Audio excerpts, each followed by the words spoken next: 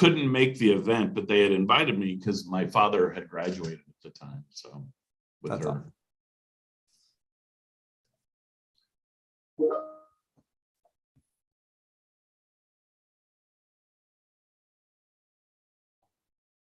Hi, everyone. Hello, hello. It's good to see you all, those who I know, those who I don't. I'm Bryce. I work closely with Carmen and Ben and folks, so it's good to be with you. Bryce has stepped up to help facilitate small groups later in the meeting. So we are very appreciative of Dad with 2 kids taking some of his evening to help us out. We appreciate it. All good. It's all good.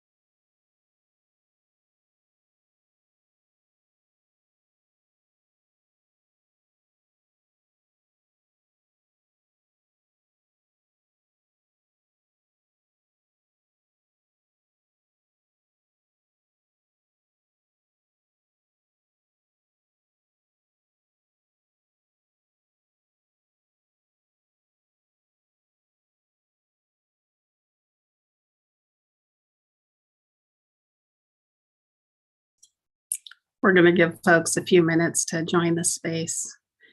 So if you're advisory group members joining us, or if you're members of the public waiting on us, that's what's going on.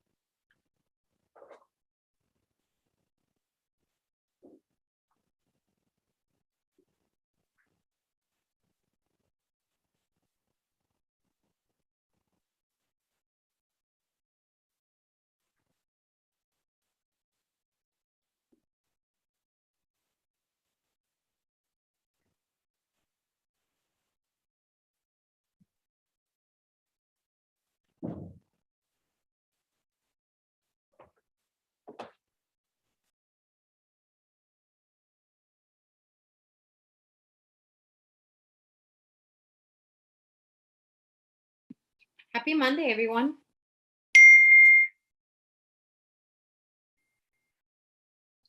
Happy Monday.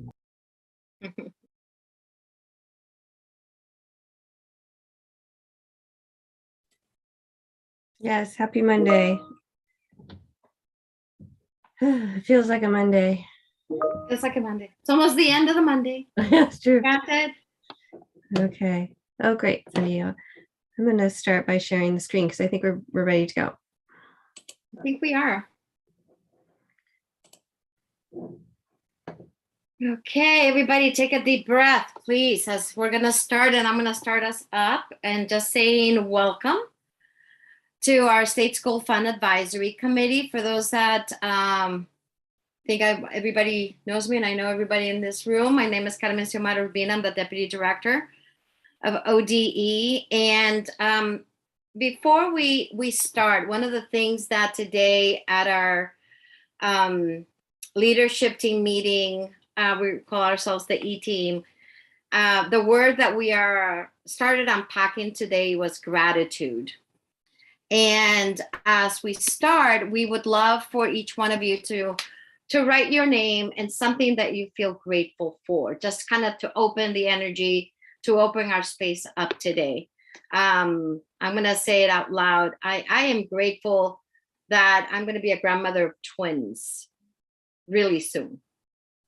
So that's my gratitude. So write down in the chat your name, your organization, and something that you're grateful for that makes your heart just sing, explode with love and possibility. So I'm going to read. Margaret feels free like a Monday. That's yes.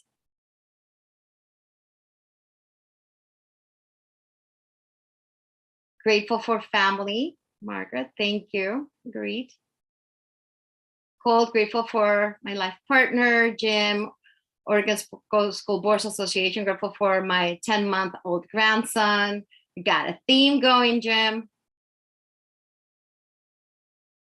So, John, for the first 70-degree weather, going really fast. Morgan from Costa, grateful for spring break breaking out. Yes.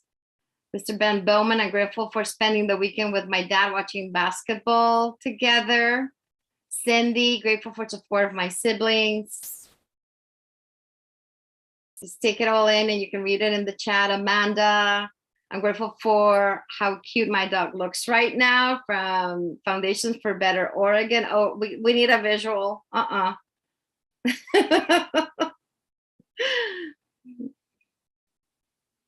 So, Sonia, going back, restarting family Sunday dinners. Oh, yes, very cute. Did you all see that? Not only grateful for people in my life, Evan, grateful for my family continuous health. Absolutely. George Mendoza, Superintendent LeGrand, for time-centered and renewal, reflection, forgiveness, and growth. Beautiful. Heather, grateful for a family day at the coast yesterday with my family from FACT Oregon. Okay, everybody, take a deep breath and breathe all those aspects of gratitude that we're bringing into this room as we're starting our meeting. So next slide, and thank you for the introductions of everybody, and please read what everybody is writing. It just opens up the energy. So today we did our welcome, and we're going to be reviewing our agreements. And as you can read the agenda, we're going to go deeply into what does it look like, sound like, and feel like teacher experience factor that we've been talking about.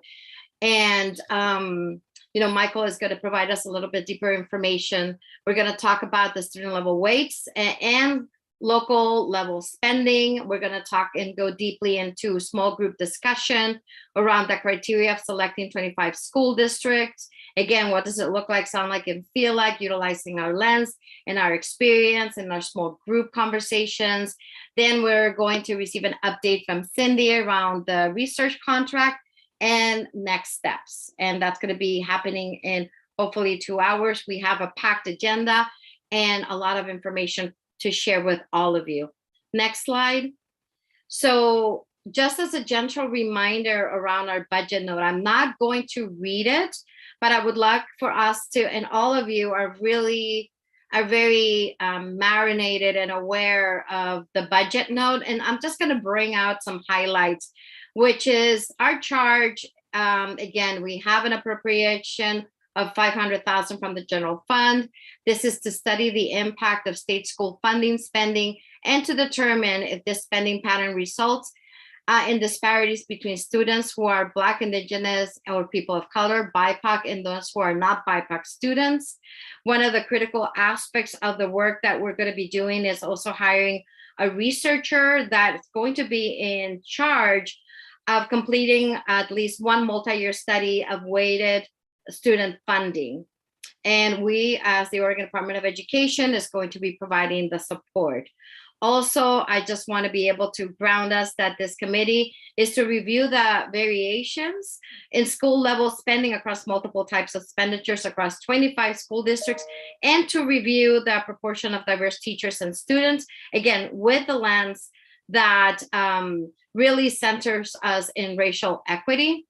And at the end of the process, by December 15, 2022, we are going to deliver a study that will highlight the results and the findings of the research, but also of this committee.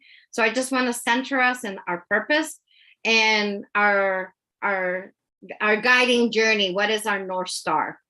So, and again, you know all of this very well because we review it every single meeting. Next slide. I also wanted us to really quickly review our group agreements. Again, I am not going to read them because you all helped us develop, and I'm just going to name them. Leave positionality behind, staying engaged, speaking your truth and hear the truth of others, expect and accept non-closure, really difficult. I know for us sometimes because we really want to go deeply into it and a possible solution. Commitment to building our trust.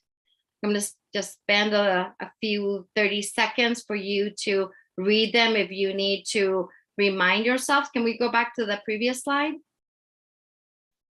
Thank you. Just 30 seconds for you to just look at these, remind yourself of the agreements. So, Carmen, this is Jim Green. Sorry to interrupt. I don't know if you all saw the email from Callie Thorne-Ladd. She's having trouble getting into the meeting. So Okay. may need somebody to send her the link. Sorry to interrupt. Oh, no problem, Jim. Thank you for that. I just got let in. Thank you. Thank you, Callie. Welcome. Okay, next slide. So our next agreements are experience discomfort, focus on BIPOC and tribal students. This means being really intentional of what is our focus.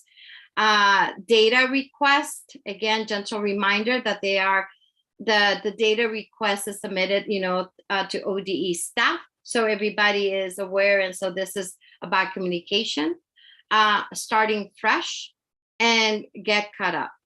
So just 30 seconds again for you to read them if you need to, these group agreements, and just gently remind us of what they are.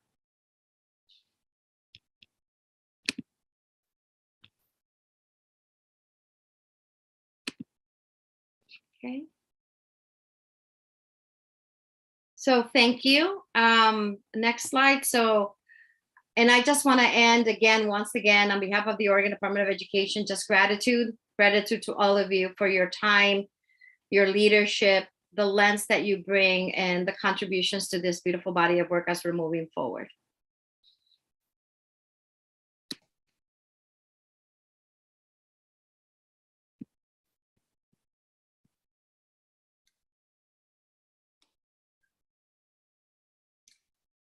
Okay, Carmen, I think you're queuing me up.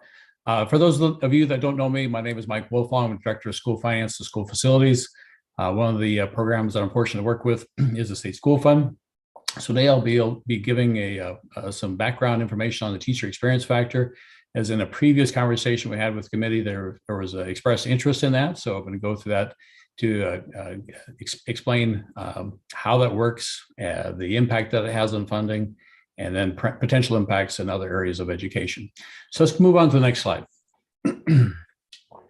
So some initial questions you may have these are some of the that I'm hoping to answer today, is what is the teacher experience factor? What is the intent? How much money is involved? Does it play a direct role in the Educator Equity Act? And are all teachers included? How is it working is it working as intended? And have there been any proposals to change? So a couple of these that I can address right off the bat is that does it play a direct role in the Educator Equity Act from 2015? No, it does not play a direct role in that aspect. However, in this review, I have also included some BIPOC teacher data as well as BIPOC student data by district. And so again, we can kind of see how that comes into play to see if there's correlations or not. As far as is it working as intended? Again, that's to be decided. Have there been any proposals to change? What I can say to that in all the time that I worked with the State School Fund, which is coming up in about 16 years, I don't recall a time that legislation was ever introduced to change the teacher experience factor, or how we went about that work, or the amount that we identify there. Again, as I oftentimes say to people when we're talking about this, is that the teacher experience factor, it does move some money around, but it's not a lot of money. So, and I'll kind of go into a little more detail about this, as well as I just want to identify, I've done some analysis on this. I have a workbook that I can share with people to show a little more information on this. And then I've also included some snapshots in the slide, so that if you're not an Excel guru, you can at least go through the snapshots. You can kind of see the data, how the impact of the teacher experience factor in the funding formula. So again, we'll review these and then potentially other questions that you have as we move through the presentation. So let's move on to the next slide. So what is the teacher experience factor? And so it's actually in statute in the ORS 327, which is the chapter of law that's devoted in part to the State School Fund. So right now the teacher experience factor is $25. And I'll go into a little bit more detail about that formula here in just a moment. But essentially what we're doing is we're taking the district average teacher experience and subtracting the statewide average teacher experience. And the difference, whether that's a positive number or a negative number, is multiplied that times $25. And then we use that in what's called the general purpose grant. And I'll go into that formula here in just a bit.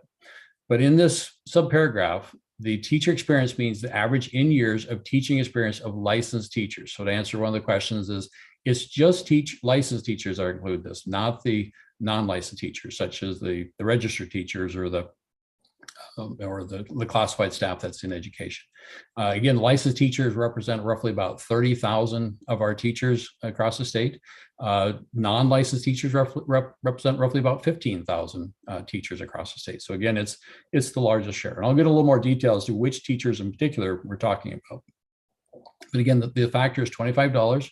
And it's a very simple formula, in my opinion, and I'll show you how it works here in just a moment. So let's move on to the next slide. So we'll take Portland Public as an example. So what we do is we take a look at the district's average teacher experience. And for Portland right now, it's 11.69 years. The state average is 12.3. And so again, we subtract that, and the difference is minus 0.61. Okay, so basically 0.6 a year. And actually, as it goes, that's not too far off from the median. We have districts that are sometimes in excess of 11 years difference compared to the teacher experience, and sometimes doubling that amount on the positive side. So again, across the state, that the experience, the amount of years experience varies considerably. Oftentimes, districts that have a substantial difference on the positive side typically only have one or two teachers, and those teachers have been teaching for quite some time. Again, some of the where you'll see some of the teachers that don't have as much experience is sometimes more on the side with the virtual schools. And so again, we'll talk a little bit more about that here in just a moment. So we take that negative 0.61. Let's move on to the next slide. And then we get into the general purpose grant. And so again, this is information that's taken from the State School Fund estimates that are available online. So you can see there, the top side is we take the extended ADMW for the school district, which is the larger of the 2 years. So it's 54,141.13 ADMW. So we start the formula and we write it out that way so that the algebra of it is a little bit easier to understand versus how we used to portray this. So what we do is we multiply the teacher experience adjustment of negative 0.61 by $25. So that's roughly, I believe, $15.25. And then we add that, so that reduction, we add that to the $4,500, and that $4,500 is the state target, which is also identified in the statute. And the result is, again, a little less than $4,500. So we're actually making a negative adjustment to their state target. We then multiply that adjusted amount by the extended ADMW of the school district, the 54,141 ADMW. And then that comes out to roughly about, I believe roughly about 800,000. And then we multiply that times the funding ratio, which is 2.009. And that funding ratio takes into account in a previous presentation I gave on this, where the funding ratio is the result after taking into account all of your expenses and then dividing that available amount by the ADMW of the state. And that's the amount, the rate, if you will, that we have left to spend to pay for the ADMW across the state. So again, for Portland, you can see that my final note there, we're adjusting about $1.72 million, which is redistributed to other school districts with more teacher experience. And so again, from economy of scale, that 1.72 million compared to the district's general purpose grant, that's roughly about 0.03% of their overall general. So it's not moving a lot of money around for Portland Public. In fact, the negative adjustment, this is one of the largest adjustments in the state. So again, my point being is that from a funding perspective, in the grand scheme of things, it's not moving a lot of money. However, $1.72 million is still $1.72 million at the end of the day. So, but again, what we're doing is we're adjusting we're reallocating resources to districts that have more experienced teachers. And the idea behind that, the intent of that, is that teachers with more experience tend to cost more money. So from a needs-based review of the funding formula, we're redistributing dollars in the state school fund to those districts that have more experienced teachers. And again, statewide, it's because we're using a state average. We have some districts that are increasing, and we have some districts that are decreasing in their teacher experience factor. So, and again, go ahead. So Mike, there's a question, Amanda. Okay. Yeah, thank you, Mike. I just want to make sure that I'm fully understanding this. So as you're factoring this through, districts that have a negative number here or less experienced teachers that can actually be penalized in a sense, and those dollars are redistributed to other districts? Yeah. With more experienced licensed teachers? Is that what's happening? Yes. To answer your question, Amanda, yes. The penalized, I guess that's one way you could say it, but yes, we are moving money from districts with less expensive teachers to districts with more experienced teachers, with the idea being is that more experienced teachers tend to cost more money. So we're reallocating resources within the state to address that. In the grand scheme of things, it's not a lot of money in the overall, but it is still moving around money. And if you remember in a previous slide where I showed the average rate across the state, there were some districts that, the amount per weight really jumped up quite a bit. And that's just again, because of the teacher experience factor. But those are typically smaller districts in the overall amount. So let's move on to the next slide here. So which teachers are included in the factor? So we essentially have 4 categories. And again, this has been in place since I've took over in the around 2006. So the head teacher license, and this type is 5, 8, 22, and 23. And again, there's roughly about 40 different types. And this data is pulled from our staff position data collection, which includes all types of positions within school districts. And again, these are the 4 that we look at for the licensed teachers, the head teacher, the teacher license. By and large, number 8 is the largest amount for the state, is roughly right about 29,000 across the state. So again, those are the teachers. It's very specific which teachers it is. And this has been in practice for quite some time. So let's take a look at, and yes, I see Amanda. Do you have another question, Amanda? I see your hand is still up. Okay. So how does this impact funding? So let me jump into this next set. And again, I just want to identify, I have roughly about 15 minutes to go through this presentation. So I'm kind of going a little bit faster, but again, we can certainly take some time to answer some questions. So again, this is a snapshot, and this review it's the top 10 districts ranked by negative funding adjustment. And so you can see Portland Public, again, has the largest adjustment in the state. And so that's how I have it sorted right now. Salem Kaiser comes in as a second. So again, you can see the amount of money is, the movement of money is somewhat commensurate with the size of the district. Again, you can see some of the bigger districts with a negative amount are rising to the top. Also in this data is the teacher count. And again, you can see Salem Kaiser and Portland are clearly the largest school districts in the state. And so they also have the largest teacher count number. In this data, I also included BIPOC teacher rate and the BIPOC student rate, as I mentioned before. And also along the lines of the Educator Equity Act, I also include the variances between the teacher rates and the student rates. And so you can see in Portland Public that their student rate is roughly about 43%, whereas their BIPOC teacher rate is roughly 21.3%. So that the variance is that difference is 21.6. And as John Weens identified in an earlier presentation, where roughly the state represents 40% of the students, 40% of the students are BIPOC in the state, whereas roughly about 10% of our teachers are BIPOC. So again, just kind of show that there's the BIPOC teacher rate and the student rate and the difference between those two, and then how it relates to the student teacher factor. From my analysis so far, I don't see that there is a correlation between what those rates are and the teacher experience factor early on. So let's go on to the next slide. So let's take a look at the Mike, sorry, this is Marguerite. I'm not finding the raise my hand thingamabob. I'm trying to understand this BIPOC teacher rate, in particular for PPS. Are you saying that 21% of PPS teachers are BIPOC? Yes. So where that data came from, what I did is I pulled all the data from the staff position. I looked at the identifiers, the race, ethnicity, and then looked at the teachers that are white and then BIPOC teachers. And then that difference, and what I calculated was the BIPOC teacher rate for Portland was 21.3%. So again, that's just on my own analysis in order to do this work here, do this review. The BIPOC student rate is actually from a data collection that we post online with our fall and spring memberships. You can get that data there. I'm not questioning the student rate. I'm really questioning the teacher rate. But okay. Yeah, and again, the current data set that I have is listed by it has a teacher level data in there, and so but I can certainly collapse that. I wouldn't want to share that information, the teacher level data, but I can certainly collapse that and show my results with this group, and I'll talk about sharing these Excel books that I have if there's interest. So Amanda has a question.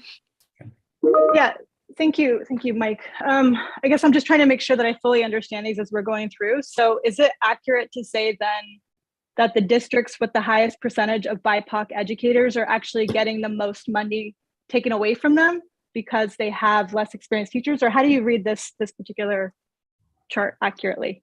No, yeah, to your question, is there a correlation between the districts with the highest BIPOC teacher rates, are they also receiving the biggest takeaway? No, I'm not seeing that. And I can, again, and let me go through the slides a little bit further, and I think it may answer some of your questions, these other questions I have, but we can certainly keep that one in the parking lot and come back to that. But I'm not seeing that there is clearly, Portland Public being the largest, and clearly it has the largest adjustment in the state. And that's largely due to just the size of the school district. It doesn't have anything to do with the rates that the BIPOC students or the BIPOC teacher rates. It has a lot to do with the average year or the years of experience, as well as when you multiply that times the ADMW for the district, it has the largest impact in a negative way for the state. So Mike, for folks, if you have a question, just put it in the chat, and then we'll flag Mike, with the question. Yeah. Just put that, just say, I have a question, and then we'll Mike, if that's okay with you, so we can monitor the chat and the questions. I think that's great, because also I don't want to run out of time for everybody at the further down the meeting list. So let me jump through a couple more slides. And like I said, I was planning to about 4:30 to be finishing up with this slide. So again, this is the top 10 districts ranked by positive funding adjustment. So you can be Beaverton, Ben Lapine. Again, to Amanda's question, here's a school district with a higher BIPOC student rate, and then again the 15% on the teacher rate. But it's in the positive direction. Again, this is largely due to the fact that it has almost a multiplier of 2 years, and it has one of the largest extended ADMWs in the state.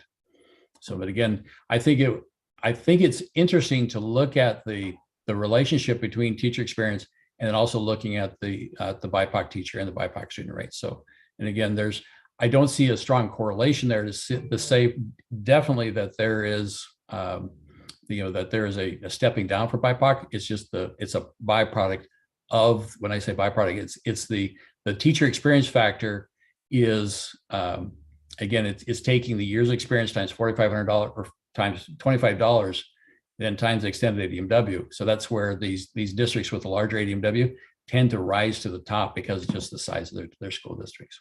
So let's go on to the next slide here. And again, I include these snapshots in case people aren't very familiar with Excel, so that you can go through these and kind of come to your own conclusions.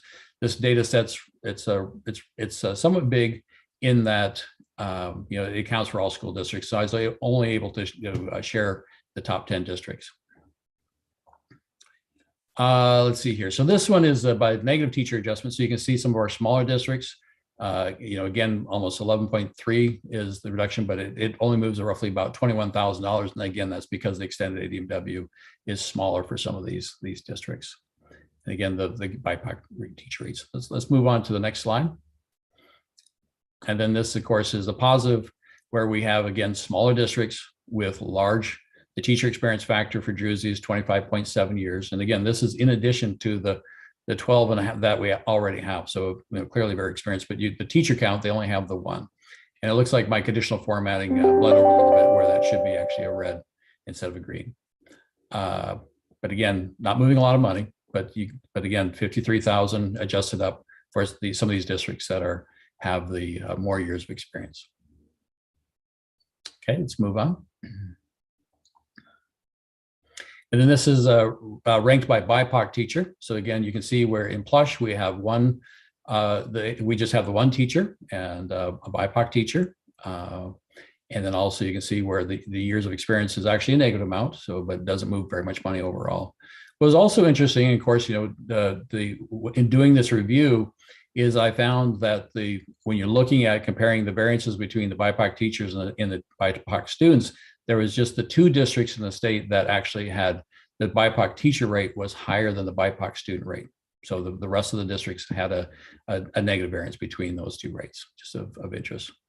But again, this is looking at the BIPOC teacher rate for the state. And again, just as a reminder, as far as these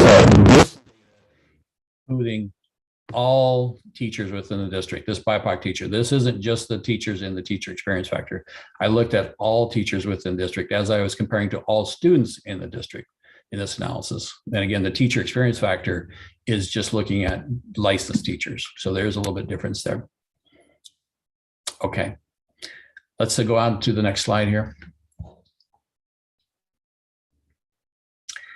And then numbers of teachers, you can see again that Portland Public, Beaverton, Salem Kaiser, the larger districts in the state rise to top. But you can see that there isn't a correlation necessarily between the funding adjustment, whether it's positive or negative. You can see where Beaverton clearly increases, but their years of experience is different. But the extended ADMW is such that it moves a lot more money around. But again, these are the extreme cases where for Beaverton, it's moving $4 million to the positive. For Portland, it's reducing 1.7. But in the grand scheme of things, I just can't, say it enough. In the grand scheme of things, this is a lot of money for the state school fund as a whole. All right, let's go ahead and move on. Next slide. So just as a review, again, what is the teacher experience factor? Again, I referenced the statute and the dollar amount that we have, and again, that dollar amount hasn't changed.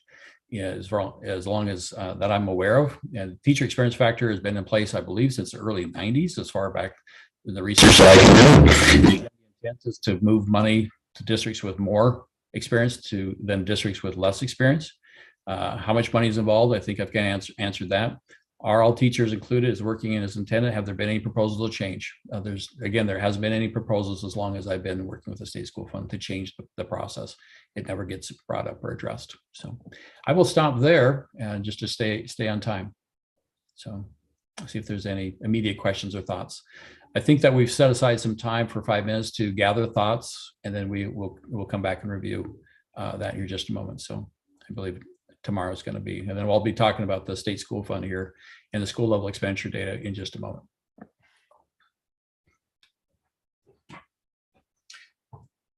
So Morgan asked the question, does the teacher experience factor differentiate teachers paid for by state school fund versus local option, for example? So the state school fund does the local option. So the local option would be in addition to the state school fund.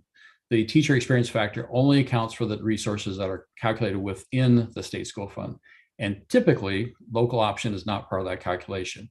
There is legislation where if a local option exceeds a certain threshold, that those thresholds that exceed would come into the state school fund for calculations. However, school districts are usually very good about, and their county and their assessors are very good about keeping it below those thresholds. So very seldom does local option levies dollars ever come into the state school fund for the calculations.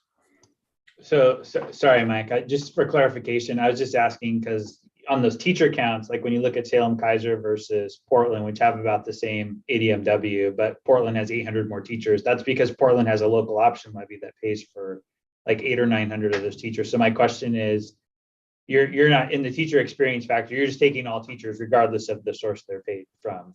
That was just my question. That is correct. Right. Okay, thank you. Right. Yeah. And that's a very good point. I'm going to be talking about the local option here in just a bit with the state school fund. So in this next round of analysis. So, but yes, Portland Public definitely hires more teachers because of the local option. That's a good point, Morgan. All right. Tamara, I'm not sure how you want to, if you want to have a breakout or how you want to handle the conversation. If there's any additional thoughts or questions around the teacher experience or anything that you would like me to bring back for a future presentation. I think, Mike, we're just going to move on to the next topic at this point. Okay, sounds good. So you're All still right. up. State school fund weights and school level funding. Just a second, let me grab a drink of water. All right, next slide, please. So as some of you remember that in the past, I provided presentations for the state school fund and school level expenditure reporting. And what I've done is I've combined this in this presentation, I've combined that data and I've included the BIPOC data to show spending at the school district levels in relation to BIPOC students. And again, the intent of this workbook is to help this committee with identifying the 25 districts to review. And looking back at the budget note, you may recall that the department would assist with developing data to review, and then and also part of today's work, we'll be looking at what is the criteria that we're going to use in determining which 25 districts that will be reviewed. And again, this data set, I'm happy to share this with whomever. I think there's some interesting information in there, as well as I don't know that this has ever been done before, where we have school level data to do analysis. Typically, our data is compiled at the district level. So I think it's interesting that we have the school level data now that we can compare. We can look at state school fund resources, as well as how does that translate to the school level spending. There are some interesting patterns that I've found so far, but I'm not going to get into that detail today. But I'm just going to go through this to kind of help with understanding with the data that we have and going about it. I think it's kind of interesting that we're at this point. I will also tell you, as I've shared with others, that the school level expenditure report, it took about 1.5 years to figure out how to do it, where we have district level expenditures and school level expenditures, and then how we would prorate that and account for things like facilities costs and transportation, and how we would roll that to the school level so that we could push as much data to a school level. So again, the good news is that we've done a lot of that work to be able to do this analysis, and now we have this data that we show you here in just a few minutes. Similarly, I've included some snapshots to show some data. Again, just those that aren't very familiar with Excel. So, but again, let's move on to the next slide. So what we can learn from this data, there are what we do know, which is pretty straightforward. There are 21 of 197 school districts with more than 50% of the BIPOC students. There are 280 of the 1,352 schools with greater than 50% BIPOC students. And this data set that I have, similarly to the teacher experience factor, it's a big data set because we're working around with roughly the 1,350 schools in the state, and all that data is broken out down to the school level. What's also interesting is that these districts with the greater than 50% BIPOC students are located all over the state. Sometimes people think that, well, it's just the metro area or the I-5 corridor. And that's not necessarily true. This, again, this includes districts, Ontario School District, for example. Also, you'll see where people's per pupil spending varies considerably from school, but we also need to keep in mind that we're still relatively new in this process of allocating resource to the school. We don't, for example, we don't have good data at the charter schools. And the reason being is that oftentimes the charter school expense is just a single transaction where we show the transfer of the state school resources to the charter school. So we lose that clarity as to how those resources were spent. It's just, a one line item for that, where we don't know what was spent on, instruction, what was direct classroom, what was indirect classroom, administration, what have you. Charter school data is limited. We are working on process and steps to be able to pull in charter school data, but clearly that's a considerable task to take on, and we haven't ironed that all out just yet. But again, moving forward, we hope to have better information there. But that is also part of what I call the coding challenges that we have with this data, is where you're just seeing one line item, and you're not really getting the true picture of what's happening at the charter school spending level. Again, we're seeing continued improvement reporting expenses at the school level, and then reporting students at the district level also distorts the per pupil spending. And again, I say that because what you'll see is district level, where students are in programs at the district level. So it appears like, well, not very much money is being spent on those students. Whereas the reality is that not only they're receiving resources allocated to the district, but also they're receiving some resources from the school that they're attributed to. However, in the ADM data that they're reporting to us, they are reported at the district level. And so in completing the school level data, what we did is we looked at everywhere that there were students reported, whether it's school district or school, and everywhere that there was resources allocated, we pulled that into this data set, and that's came up with a per pupil spending. So let's go on to the next slide. I also want to talk a little bit about the local option, and I think to Morgan's point a little bit early, right now this is the 1920. This is the most current data that we have. We're currently going through the 2021 data. We hope to have that in the next couple of months. But you can see where Portland Public at the very top, and I apologize, this is so small. This represents the roughly 21 districts in the state that have a local option in place. And this is currently sorted by the largest dollar amount collected through the local option. Portland Public generates just a little under $125 million. And so also what I did is I took a look at their ADMR and then came up with a dollar amount per ADMR that the school receives. So you can see Portland Public receives just under $2,600 per ADMR for their students. Moving on to Beaverton, which is the next largest, you can see again, just under $840 per ADMR. Eugene, 1,000, North Clackamas, and so on and so forth. But again, you can see statewide, there's actually quite a bit of money that's generated in the state through local options. And for those of you that, again, for the local option, it's what some people refer to as the gap tax, where it looks at, and this is a result of Measure 5 and Measure 50, where districts are able to tap into that gap between Measure 5 and Measure 50 to not exceed the Measure 5 components. And I can go into a little bit more detail if you want on that. But again, this is just the gap. Not all school districts have a gap large enough to make it beneficial to go out for a bond. And that's the reason that we only have typically 21 districts in the state that go out for it. Most of these districts, again, Measure 5, Measure 50, and where they froze the rates, that's why these districts are able to go out and go after them. There have been districts that went forward with a local option, only to find out it didn't generate very much money in the end. So just as a point there. Okay, let's move on to the next slide. I'm also there's to the point earlier in my note that we have 21 school districts with more than 50% BIPOC students. These are the districts that are listed by rank by percentage of BIPOC students. And again, as you can see, my point being is that this is all over the state. Woodburn has the highest rate of BIPOC students in the state, and then going over to Reynolds in Ontario, Morrow. Troy School District is also included in this, but again, that's a very small district. So again, but I did include it in the list, but just to point out that even the size and scale of the districts vary considerably around the state. But we have, Hillsborough, Salem, Kaiser, Beaverton, and also note that Portland isn't in this list, but just for noteworthy. But again, these are the districts ranked listed by rank of percentage of BIPOC students. Let's move on to the next slide. Hey, Mike, there is a question from Amanda in the chat. Just so you know. Okay, so let's move on to the next slide, but let me look at this question that Amanda put forward. So Quick question about the teacher experience for my own clarification. I heard there is no correlation between teacher experience factor and the percentage of BIPOC licensed teachers. Was there a correlation between reduction in education and resources and percentage of BIPOC students in the district and percentage of unlicensed teachers in the district? I did not see that as well. In looking at all of the districts, I did not see that correlation. And again, Amanda, I'm happy to share that data set with you so that you can see that for yourself. But again, I would say coming away from looking at the state as a whole, I didn't see that correlation because sometimes it would be up, sometimes it would be down. But of course, I welcome your review as well. So I'm happy to share that data. And then you had a comment? Yeah, I wonder again, and I think this is just as we're deciding on the districts, but also thinking about spending patterns.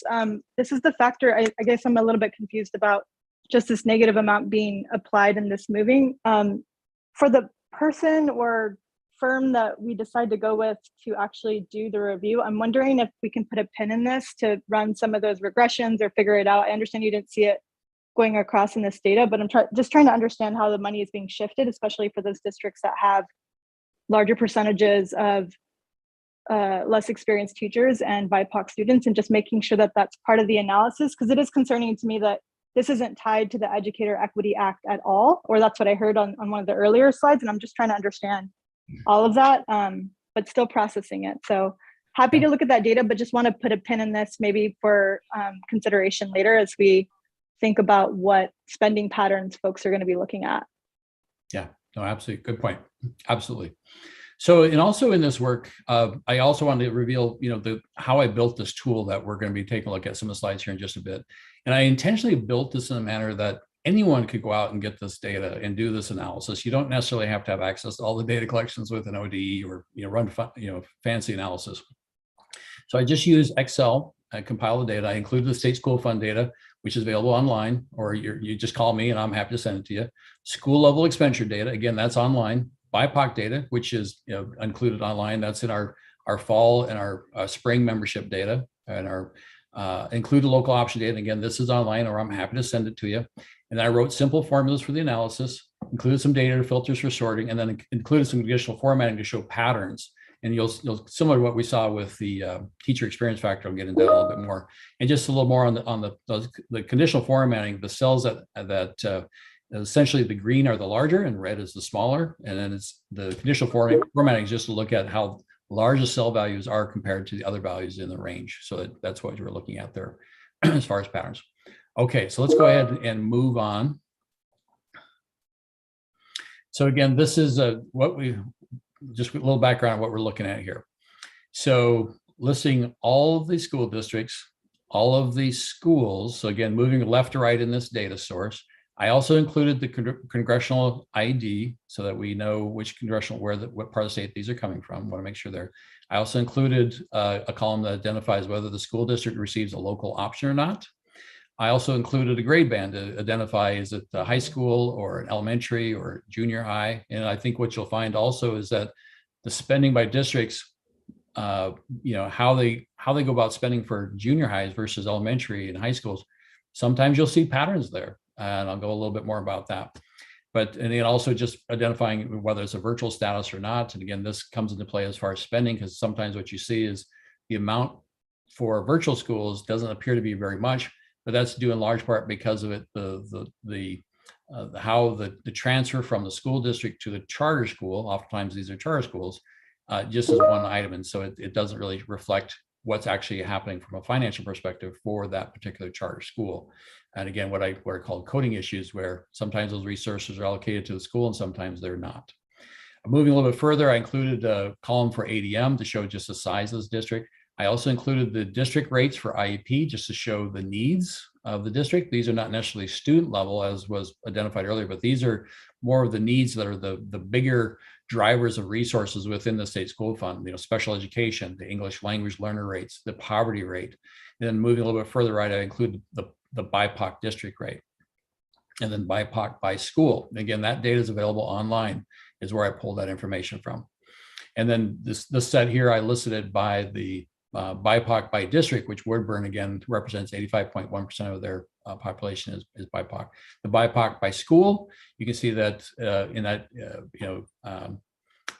this data, this particular snapshot is taken where it's the per pupil spending. So you can see the Woodburn Success School right now, their per pupil spending is $122,000 per pupil. However, I would caution that and say, I doubt that that's true. What I suspect is happening here is that there's some students that are attributed to this school. However, I suspect that there's students that are what are called considered feeder students that come in from other schools. And so that's why this rate is so much different than all the other rates. My point of this is showing, again, this is a district that has a high BIPOC rate, and then just how the variances of the spending can vary. But there's probably a good explanation of why their spending amount per pupil is so much different than the rest of the schools in that school district.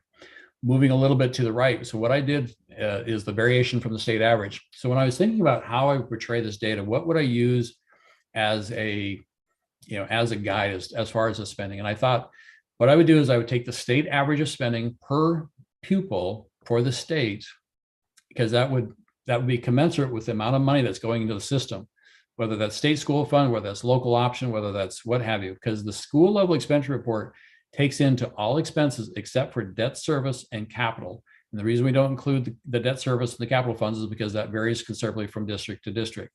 For comparative means, and we tried to include as much expense as we could to show how much was being spent, but for comparative means, the rest of that, all the rest of it goes into the school level expenditure report.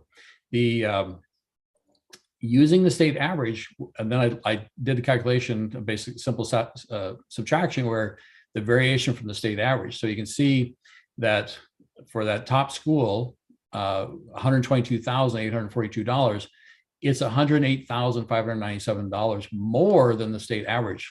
And so again, that's how I went through and looked at the per pupil spending by school for the state.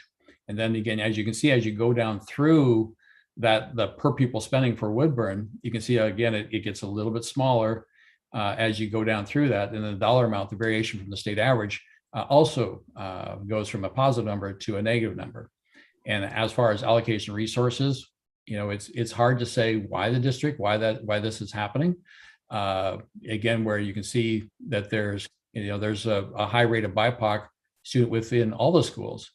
Even you can see that one school, and I'll just point this out because it's pretty obvious, that the Heritage Elementary School has 68.3%, and they're receiving $1,400 more than the state average, which is different than other elementary schools within the school district. Again, I don't have any information as to why that occurs or not. There could be a good reason for that. They could have a specialized program at that school, for example, where whether it's an emotional growth center or, again, I don't know. It's hard to say. But as I have worked with school districts to understand the differences at schools, they will oftentimes point out to me, well, the reason being is that we have a program at that school, so the rate per pupil is higher because, again, I'm trying to identify that. But just to kind of, my methodology for why I went about this the way I did was using the state average.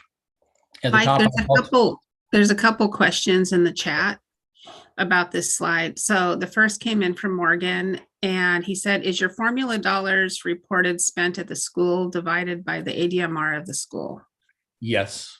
Yeah. And we use ADMR instead of per pupil because of the difference between the full-time equivalence of ADM versus a head count. And again, for consistency's sake, where we see some schools that have students coming and going more so than other schools, that's the reason that we use ADM, because it would be a full-time equivalency across the state. That's the reason that we use that methodology. Okay.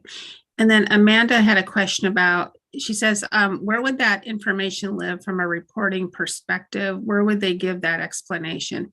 And Amanda, you were just talking about, like, I think, like Mike said, that sometimes he's asked the districts or the schools, why are they reporting higher or lower? I think that's the information you're talking about, right? Yeah, so he's talking about the variance here, and what I heard was that sometimes it's not 100% clear about why that's happening. So I'm just trying to understand, does the district get an explanation of why that's happening, or where do we understand why that happens? So the great question. So the understanding of that, and in this instance is where there's a roughly a $1,400 difference versus the rest of the schools. I would have to reach out to the school district and ask why there is that difference. Because I can't say how they're allocating resources. And as I've identified in previous presentations, how school districts go about this work, allocating resources to the school level, that varies considerably to where it's very basic to where it's very complex. Again, we're seeing improvement in that as far as the allocation of resources. Whereas, and you'll be able to, in this data set, you can also see the patterns where, for example, Portland Public, they have more variance in their per pupil spending, and that's in large part because they have a local option. Whereas if you compare that to Salem Kaiser, for example, they don't have as much margin, if you will, that you'll see a little more uniformity in their allocation of resources. And then if you can look at other school districts, and you can see how school districts are moving resources around to address some of their needs, some better than others, to be quite honest with you. But again, this data set will help in that review and analysis. So Mike, I think Morgan had a follow-up. He said for the $14,245 state average, what sources of funding does that include? So that includes all sources of funding per requirements are at the school level, or excuse me, the per pupil expenditure. We are to include all resources, including federal resources. So this is state, federal, all resources. As identified a little bit earlier, the only thing that we don't include in this analysis is the debt fund, debt service fund, and the capital projects fund. So basically the 300 and the 400 fund, but every other fund of the 7 we include in there. We don't include community service as well. We keep that up, but right now everything else is going into this in this particular. So does this include Title I dollars? Yes, this includes Title I dollars. Morgan would like to speak. So the reason I ask that is because, and so Mike, I'm just wondering because the budget note is specific to the state school fund, and I see Toya is asking the same question, is it possible to pull that out, just the state school fund reported spent at each school, and then, coming up with a state average of just state school fund? Because for districts like Portland, those 20 districts that have local option levies, it kind of distorts the picture a little bit, I think. Yes, and I was anticipating this question. So again, you may remember from a previous presentation is that when school districts receive their state school fund dollars and their local, and we can look at the revenue side of that, so we can see that. But when the state school fund is received by school districts, they blend that with their local revenues, and then that becomes their general fund. And then we lose that clarity. So on an expenditure side, we can't see how much is directly tied to the state school fund. We can assume and we can imply, but again, we would have to imply that because right now the expenditure data, it's put into just one bucket. However, if I were to expand on this data set I have right here, you'll see where I've included a section that's devoted just to the general fund of that school district, and then also the total spending for that particular school. And again, I think in one of my slides coming up, I show that out. I show that where we can expand that. And again, this data set is much bigger than this, but this is just, and again, for presentation purposes. Okay, let's move on to the next slide. Okay, so this, and again, just kind of expanding out a little bit further, and this is sorted by the largest rate of BIPOC students and 2019 spending data. Again, the data I was using, just want to make sure that for the records, I was using 1920 data because it's the most current school level report that we have. So that's the reason I was using 1920 BIPOC data as well. So you can, again, just identifying, you can see where I had a column just for the general fund and then the total state spending. Also in this slide, you'll see the variances I was talking about where, how much was coded to the school. And then again, you can see on the far right-hand side, that column where it shows 0% was allocated to the school. So this particular school where they have just, 2/3 of an ADM is the reason being is that this is a program at the school district. And so that's why the variance is so much. And that's why I just want to, caution when you're looking through those data, understanding that the per pupil spending varies considerably because there's reasons on how they accounted for that, as well as how they report the ADM. Again, we are doing our best to try to show what that is for all students in all programs in all schools. Again, you can see at those essentially the top 4, none of the money is allocated to the school. It's all at the district level. Again, that's why there's variances there. Moving a little bit further down, you can see in Woodburn at Washington Elementary, you can see a lot, roughly about 60% of the resources or just under 59% of the resources are allocated to the school, where 40% is still at the district level. And just as a reminder, what we consider district level expenditures are, administration, transportation, facilities, things of that nature. That what we did is we applied a prorate of that and then pushed as much as we could into the schools that wasn't allocated to a school by the school district. In some instances, the school districts did a great job of allocating to the school level. In some instances, districts didn't do a great job. And so we had to apply a prorate in order to identify how much money was likely being spent on a per pupil basis for that particular school. And again, just you can see how the variances where there's negative amounts, it rises above. For example, in Jefferson County, in Warm Springs, you can see where it's $19,774, and we're almost little over $5,500 above the state average, the variance. And you can see that on the general fund side, which again would be a representation of the state and the local resources, you can see by and large that's mostly the local resources that are funding that school. And then again, the total spending, for the most part, we have two sources of funding. We have the general fund side of it and the special revenue side of it. So most of that difference, the balance of that would likely be Title I programs or other types of programs that are not from the general fund. And those are typically coded to what's called the special revenue fund. And the reason I differentiate that is because those are earmarked, those are non-discretionary dollars, whereas the general fund, those are discretionary dollars. And then somebody was going to speak. Yeah, Mike, Toya had a question. Does this data also include the percent of teachers of color at the school level? I did not include teachers of color at the school level in this, but that's something that we could certainly wire in. Thank you. Yeah. All right, let's move on to the next item. Just about out of time here for my 15 minutes on this. Again, you can go back through this if you like. This is sort of by largest per pupil spending by school for state. So again, you can see some of these smaller programs that are consultative feeders. The program up in Gresham Barlow, the Center for Advanced. Anyway. What I do know is that is a feeder school, for example, where they do report some ADM, but the reason that the per pupil amount is so high is because they have other resources that go into that particular school. And again, it's just not a lot of money, but it's just how they're accounting for it and how it showed up in the data. Then the other schools, again, the per pupil spending, why it's so high is if you look to the second to the right column where it says the district small school correction, I've identified those schools in those school districts that receive the small school correction. And those districts tend to be very small. And you can see that on the left-hand side under the ADM, to where in order to provide resources, a small school correction is given to provide basic supports for a facility, administration, and teacher, what have you. So those costs per student are much higher in those particular schools. So let's go on to the next slide. And this is the lowest per pupil spending for the state. And you can see that, again, Cascade Virtual, these are virtual schools, and how the resources are allocated to the school, it's very difficult to demonstrate that where it's essentially just a transfer. So it doesn't show up as a lot of money, as I guess what I'm trying to say. And that's why their variances are so high. As well as this is probably, Cascade Virtual is probably a school district program, not an actual charter school. And so that's why you can see that there's consistency within Mitchell because those are more school district level and the dollar amounts are so low.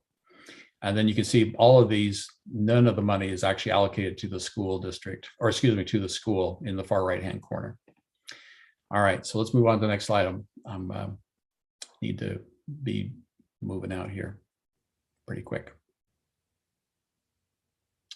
All right, this is also sorted by the largest English language learners rate by school district. And again, you can start to see some patterns there.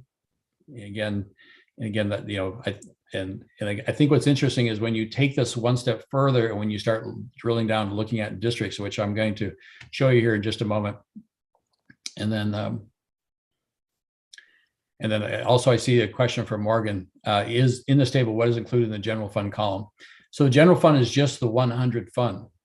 So we, in the data that you'll see in the school level expenditure report, you'll see where we break out, we include data for all 7 layers, or excuse me, all 5 layers, 100, 200, 500, 600, 700, all of those. And so the general fund, again, includes all what are considered discretionary dollars that school districts receive.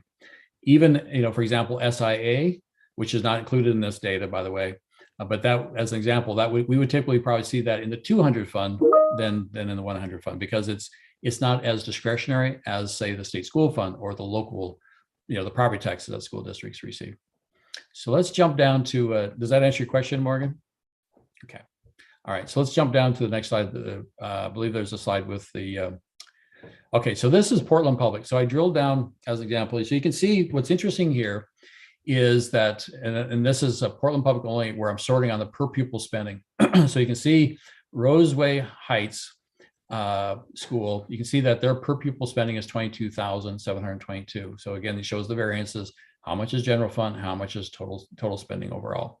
And so again, you can kind of see that they are spending more than the state average. And again, that's due in large part to the local revenue. So, and then the next slide that I show, it shows the inverse of that, which is if you want to go to the next slide, Natalie. So in Portland Public, you can see the inverse of that, where the Portland, again, which are more charter schools where there isn't any money allocated to the school. So these are more district level programs, and that's the reason that the amount per pupil is relatively the same. But again, this also includes the BIPOC data. If you go to the previous slide, you'll see where the rates of the BIPOC, you can see that there's, for Portland, you can see where it's the green, these are the larger amounts of BIPOC students in these particular schools, these rates for Portland Public. And again, I also included and show where Portland Public is almost 43% BIPOC.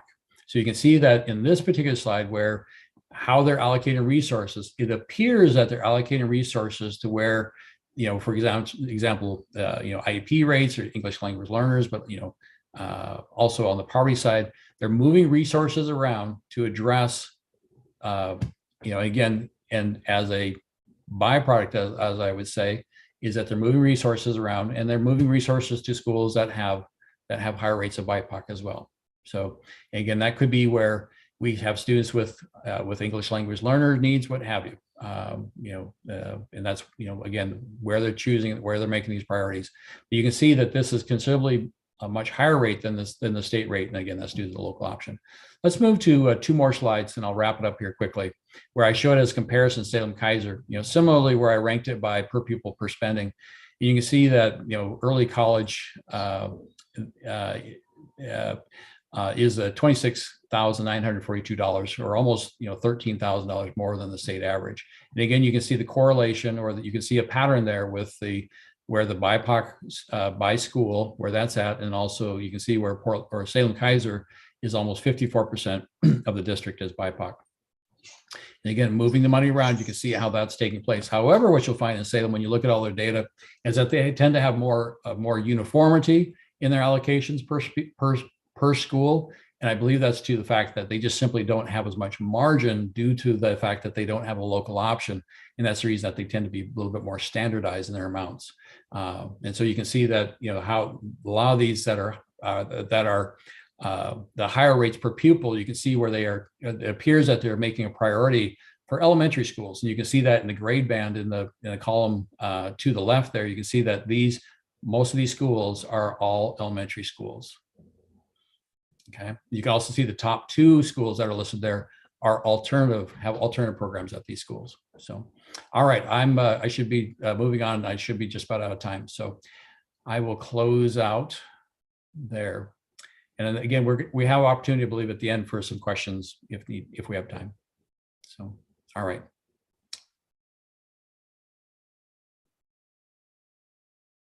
Okay, then also just adding is that, are there any data scenarios that you'd like to review that aren't included in this presentation?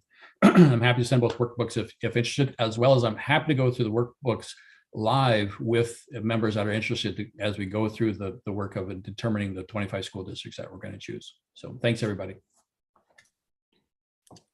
So Mike, as predicted, I got some nods from people who would like the workbook sent. We told Mike in preparation for this meeting that probably everyone would want them. So we'll just send those out to the group. Okay.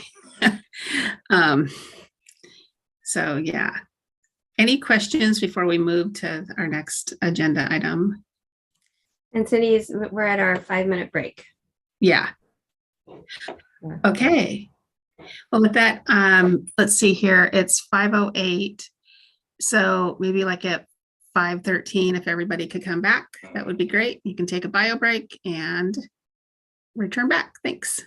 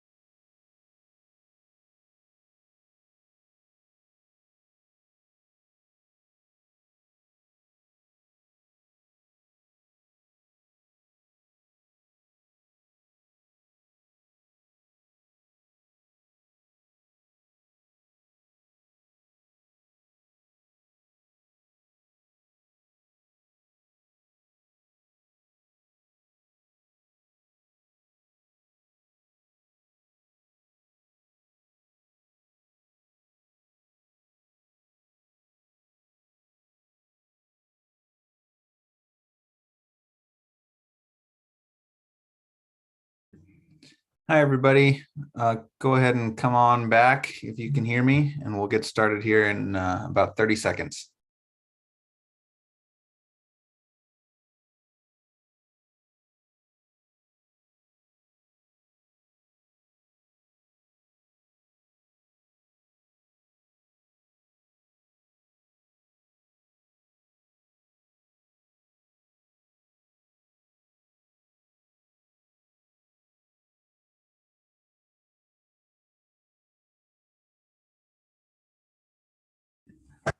Okay, I see folks starting to come back and put their cameras back on. So thank you all for coming back after that break. And let's go to the next slide.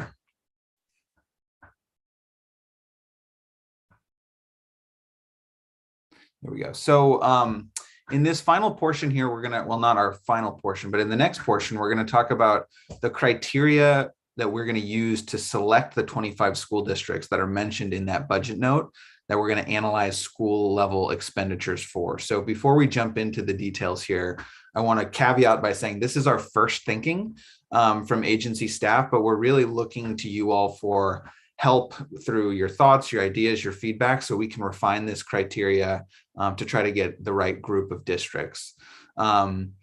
What we're trying to do here, obviously, is get a representative sample that represents the system as best as possible. And what you'll see as we dive into this conversation is there's going to be benefits and drawbacks of any combination of 25 districts that we come up with. But we want to try to get as close as we can to the right batch. So let's go to the next slide to talk about what the specific charge is. So this is pulled directly from the budget note. As we all know, the department should also appoint an advisory committee, that's this group, with representatives from various educational advocacy and community groups with experience working with historically underserved students. And then this bold sentence, this committee is to review variations in school level spending across multiple types of expenditures across 25 school districts and to review the proportion of diverse teachers and students. This is the criteria we're talking about for those 25 school districts. So let's go to the next slide where we talk about our initial thinking. So this is the initial recommendation from ODE staff that we're going to ask for your feedback and refinement of. What we've come up with is 4 different specific criteria, and within each of those criteria, different levels that we would want to have representation from among the districts. So I'll just walk through it, and then before we jump into the small group discussions, I'll ask if there's any clarifying questions or if there's anything that wasn't clear in what is shared. And Tamara Dykman, my partner, will chime in if I forget anything or mess anything up. So the first criteria is student racial diversity. What we're recommending is representation of districts with high or over 50% BIPOC students, middle 25 to 50% BIPOC students, and low less than 25% BIPOC students. And what we're referring to when we talk about representation is at least one district from each category. For this category, for example, there would likely be more than one district per category, but that's what we're referring to. The second criteria would be student language diversity using their home language. We would want districts with high, middle, and low percentages of language diversity, basically breaking the language diversity into thirds. Geographic diversity. We used the old congressional district map where we had 5 districts because that's where the data was most readily accessible. And we would want at least one school district from each of the 5 congressional districts.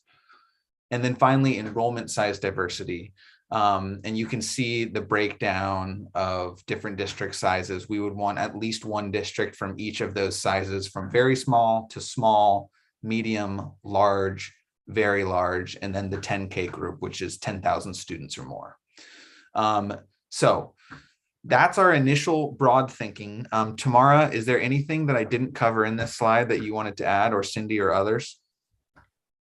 I know we just have a question in the chat, and it's just to clarify, the budget note asked to examine state school fund expenditures, not multiple types of expenditures, as was just mentioned. Is that correct? So let's go back to this is directly from the budget note, and it's the committee is to review variations in school level spending across multiple types of expenditures. So I believe our interpretation of that is like staffing or programmatic costs, like those types of expenditures. I don't know if that answers your question. That's helpful. I'm gonna go back and look at the language. Sorry, this is Toya. Just to refresh my memory. It's been a while since I've seen it, so I appreciate that. We can keep moving. Oh, okay, great. Marguerite?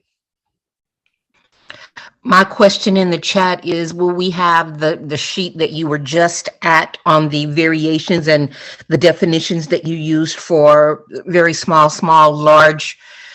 Will we have that in our discussion breakout groups?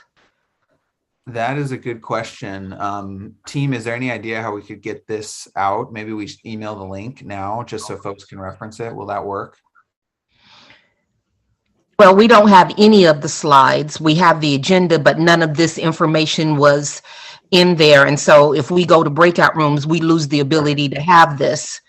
Yeah. Unless you want us to take notes and then do it, which is time. Maybe Natalie, I'm wondering if we could email out the slides to the group that got the agenda, just so they have that going into the small group discussions, because I think that's a very good point. Okay, Tamara just put this. I put it in, but I didn't check to make sure it had the right access. So can someone check that to make sure they can get in? Let's see. This is Sonia. I was able to view it. Great, thank you. I'm in. Awesome. Okay, so before we go into the small group discussion, let's go to that next slide. Oh, I gotta go back to slideshow. No worries. There we go. So these are a few questions that we would like your feedback on. And what I'll say about these questions is we don't expect you to necessarily get through each and every one of these questions and have a response to all of them. There are also probably some critical questions that aren't mentioned on this list that you might have feedback on. That's totally okay. Basically, what we're looking for is based on the criteria we just shared with you. Did we get it right? What are we missing? What other considerations do you have or recommendations you have? And then we do have some specific questions in here. For example, you know, if we're narrowing down criteria, or we want to start with a specific criteria, which is most important to you? Do you think it's important that we do include districts who have, for example, less than 25% BIPOC students? Is that important to have as part of our representative sample? What about very small districts, for example, with less than 500 students? We'd like your feedback and thoughts on each of those questions. Each small group will have a facilitator who will be there to take notes and collect them. And then after we get through the small group section, we'll come back and do a share out where we'll give highlights from each of the small groups. I believe, team, are we still on track for 30 minutes in our small groups? We might have to trim it a little bit. You know, Ben, we are, and we'll take notes, which means that we won't have as much of a share out with the larger group. Okay. So we'll keep the 30 minutes in the small group then. Okay. Jennifer Skurlock was out and needs to get back in. I think she was let in. Team, do you see anyone sitting there? Or Jennifer, are you in? I am in. Are we in breakout? Not yet. No, we're not yet. You're good. Just You're right fine. in time. So a couple questions came up in the chat. Lori Wimmers is first. The methodology seems fine, but given the vast diversity of districts, how can one draw valid statewide conclusions from the data? Good question, Lori. Anyone want to take a stab at that? I think we're not necessarily trying to draw statewide conclusions as much as we are pick up variations among the districts and try to draw conclusions from those variations. Tamara or Cindy, how do you think about that? Yeah, and I think that will also be something that, as our researcher is brought on, that they'll be helping us with as well. And then we have a question from Morgan. It's a question for John. I don't know if John, if you are able to answer that, but is it accurate that the vast majority of BIPOC students reside in about 40 school districts, north of 80%, maybe even pushing 90% BIPOC students are only in about 40-ish districts? This is John. That seems almost surely true because well over 90% of all students would be in the biggest 40 districts, I think. I'll check the numbers while we're in the breakouts. Any other clarifying questions? Yeah, Amanda. Yeah, I'm curious about, because I do want to actually go to the original budget note language if possible at some point, because I do actually think it was just tied to the state school fund, and that there was a need for comparison of spending patterns between groups of students. And so I'm wondering in this criteria how we're accounting for that. Go.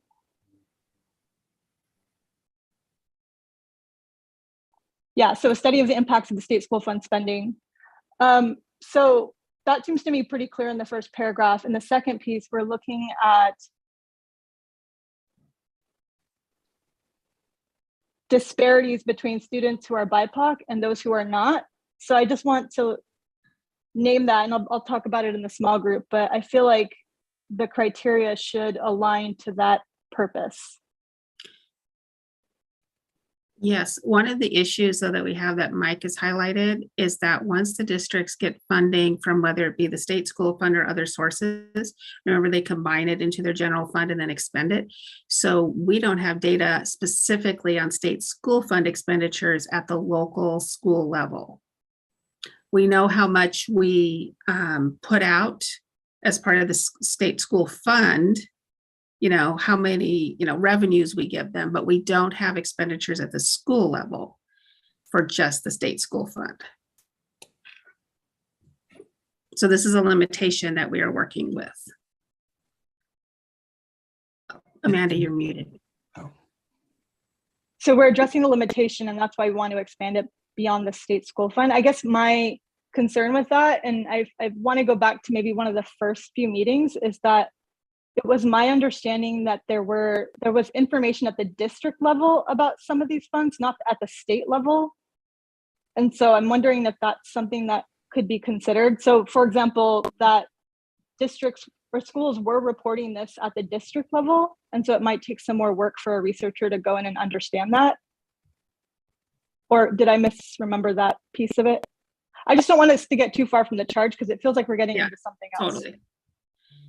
Yeah. And I'll add to that, Cindy and Amanda. I would say, yes, the researcher could certainly reach out to the district.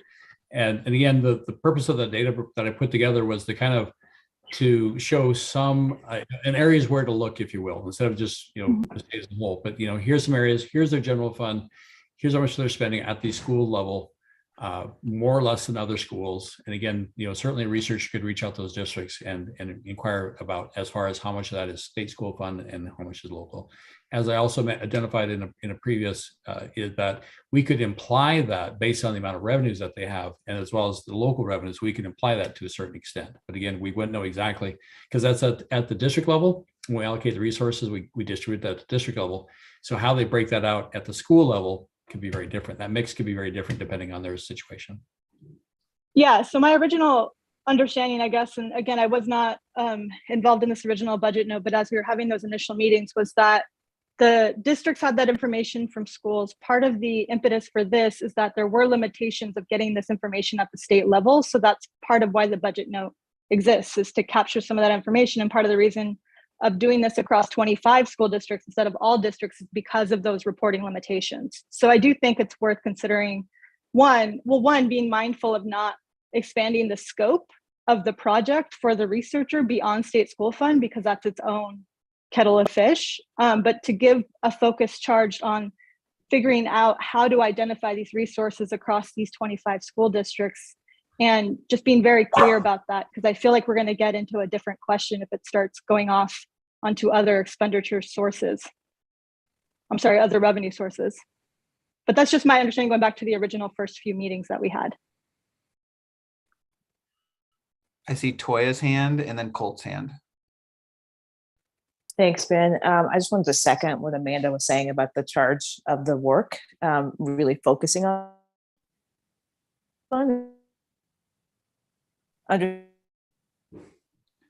Toya, you're cutting out for me. I don't know if others circling back. Oh, sorry. Are you able to hear me? Yeah, now you're better, but can you start over? Oh, sorry. Yes, I was just saying I understand limitations of going farther down to the state school fund, but that was the charge. Again, I mean, there's right, the opening language around this was very clearly tied to the state school fund. And so finding a way to do that will be important to make sure that we are adhering to the goals of this work. And then the other thing I would add, when you add in other expenses or other sources of revenue like Title I, especially at the district level, it will be important for us to sort of understand the question of where students of color are in terms of Title I schools, because what we don't want to do if funds are really commingled in that way, not take into account the percentage of kids of color who attend Title I schools. Just like we're looking at the percentage of kids of color who are in particular school districts. I think that's going to be an important factor as well. And again, I just want to say that thinking about where the teachers are in relation to the kids in these schools is going to be important. I know we've just looked at the teacher experience factor, but that's again at the district level and not necessarily at the school level. And I'm not sure if we have data that goes down that far, but it will be important to know teachers and kids, like what's happening in the buildings and the schools that we're taking a look at. Thanks, Toya. Colt? Yeah, thanks. So I was just going to say to Amanda, and I think now to Toya's thoughts as well, these would be good for you to discuss in the breakout, especially if your breakout includes a local superintendent or business manager. Speaking from that perspective in my past, once these revenue are combined in the general fund, to go back and extrapolate out even at the district level, which general fund dollars were originally state school fund versus some other funds is really difficult to do and may not even be possible at the district level. There are some funds that are not general funds. So when Toya, you talked about some federal dollars in your mix, and those are typically not captured in general fund. They're 200 series revenue.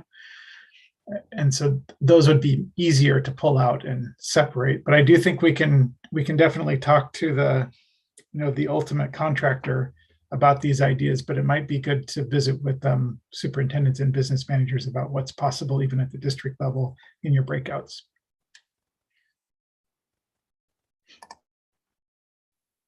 All right. Any other clarifying questions before we jump into our small groups? Okay, let's open up the small groups, and it'll probably be about 25 or 30 minutes, and then we'll get pulled back.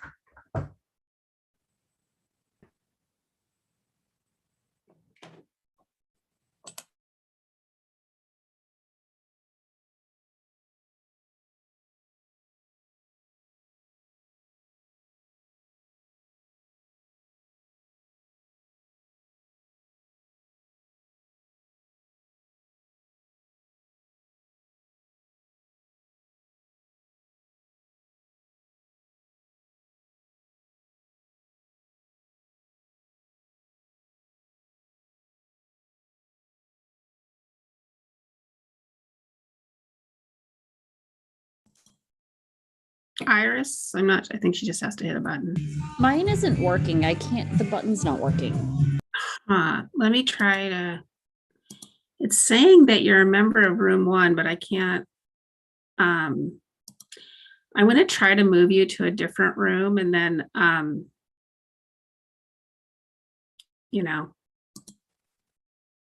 then maybe that will work. Let me see. Oh, it keeps, it did. Okay, so that worked. Okay, I got to get to my room. Okay. Bye.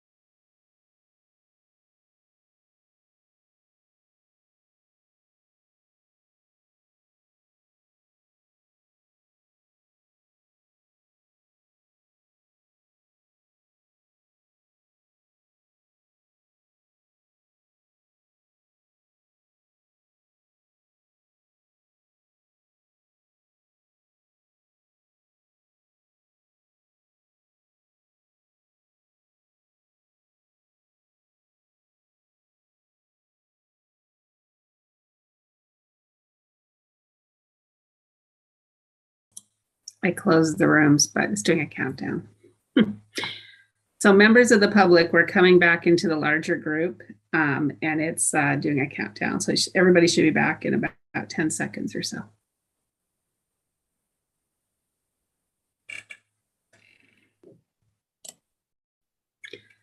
Okay, it looks like everyone's back.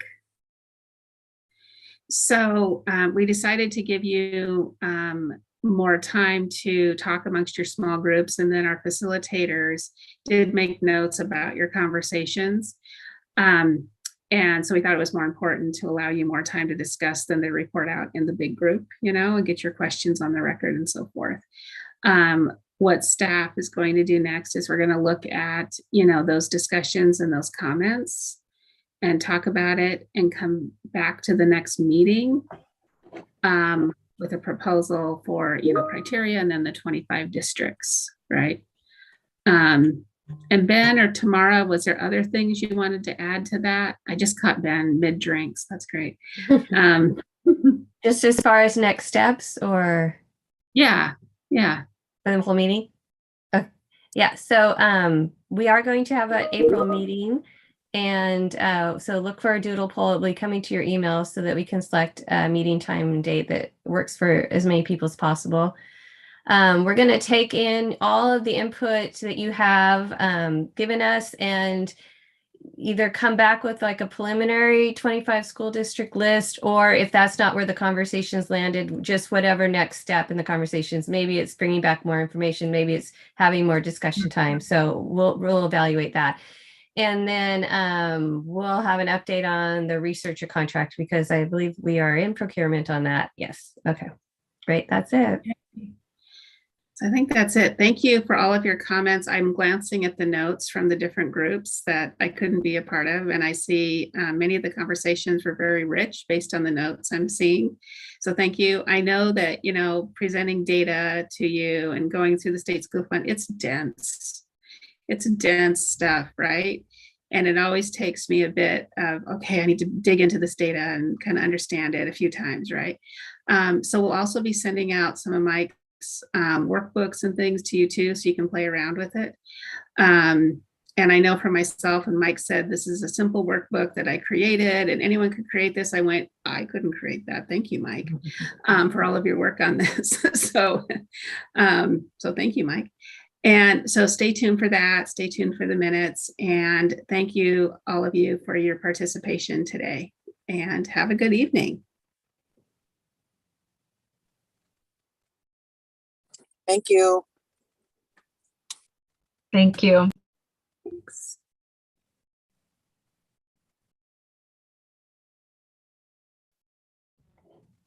Thank you, team. Thanks, team. Are we still recording? Probably. And we're live too. Oh, hey, everyone. Hey. Okay, Are thanks. we debriefing at some point? Or are we? We're Okay. still live on YouTube. Yeah, we'll debrief later. Okay, bye. Thank you, Have a good everybody. evening.